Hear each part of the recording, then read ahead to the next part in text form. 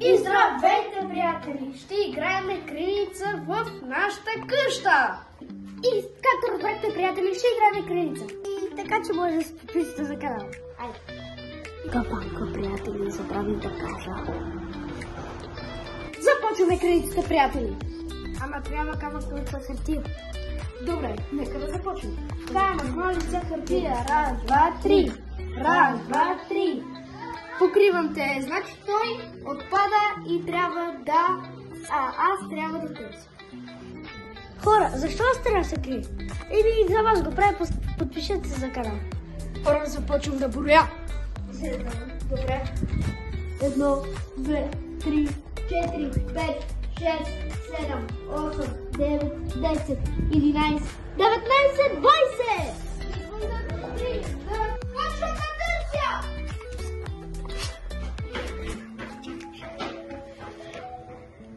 Много е лошо. Тук оператора ме снима. Се носам гумаджия. Монтьор на кола по-скоро. Само за да видиш. Приятели, сега отивам някъде на там да търся.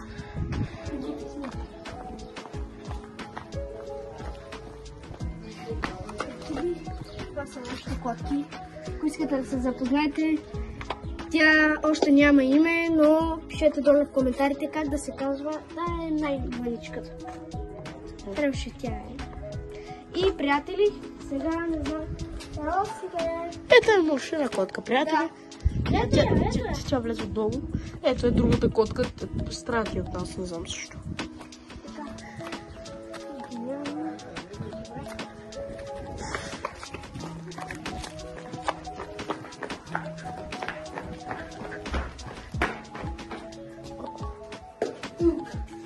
О, чувам шумане.